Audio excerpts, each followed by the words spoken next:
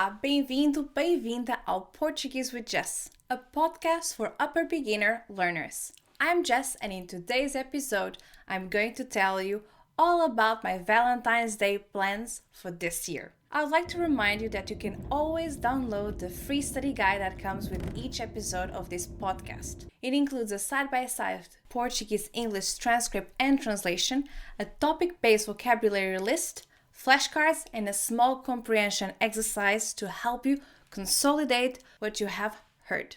Now, let's begin. Bora lá começar!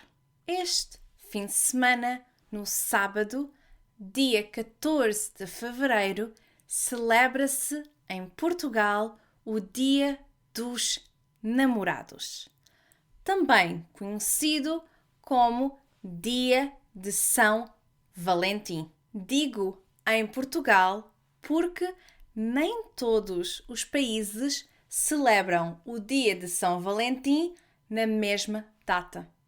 Por exemplo, no Brasil, as pessoas celebram-no no dia 12 de junho. Como boa romântica que sou, gosto imenso da ideia de ter um dia especial dedicado ao amor romântico e de poder celebrá-lo com o meu noivo. Também gosto muito do conceito de Valentine's Day, em que se celebra a amizade entre amigas no dia 13 de fevereiro. Este ano, o meu noivo desafiou-me a planearmos uma escapadinha romântica em Copenhaga, a capital da Dinamarca. A meio de janeiro, ele tomou a iniciativa e começamos a conversar sobre o que podíamos fazer para o Dia dos Namorados. Ele reservou um quarto de hotel no centro da cidade, comprou bilhetes de comboio de ida e volta e eu organizei um itinerário com sugestões de museus e monumentos que valem a pena visitar, nomeadamente o Museu Nacional, o Castelo de Kronborg e a Glyptotek. Provavelmente eu disse esta palavra mal. Lamento. Que é um museu com arte dinamarquesa e internacional. Para além disso, planeei a nossa visita ao Festival de Luzes de Copenhaga, que acontece todos os anos nesta altura do ano, entre janeiro e fevereiro. E fiz uma lista de bons cafés e restaurantes. Acho que vamos divertir-nos muito e passar tempo de qualidade juntos. Às vezes, sinto que com a correria do dia a dia, é difícil dar prioridade à minha relação amorosa. Por isso, estou muito entusiasmada.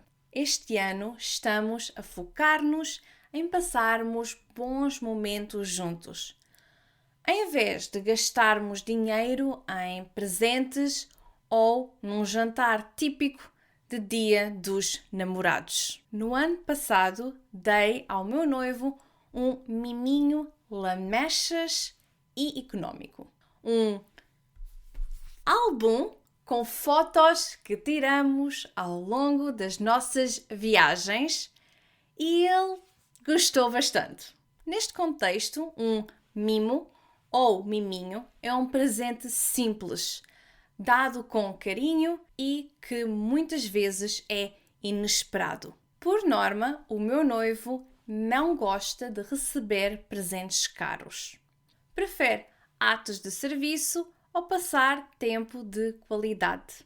Já eu gosto de receber presentes neste dia, como um bonito ramo de flores, uma carta com um poema ou uma mensagem de amor ou chocolates. Não gosto quando um ramo só tem um tipo de flor, com exceção de um ramo de peónias. Prefiro muito mais arranjos com vários tipos de flores: rosas, lírios, cravos, tulipas, etc. Diz-me nos comentários se tens planos para este Dia dos Namorados ou se estás a planear oferecer algo à tua cara metade, ao teu parceiro ou à tua parceira. Muito obrigada por teres ouvido e ou visto este episódio. If this episode helped you learn vocabulary related to romance and you want to start using some of the new words and expressions you have heard, you can leave a comment and tell me if you have plans for this Valentine's Day, para este Dia dos Namorados.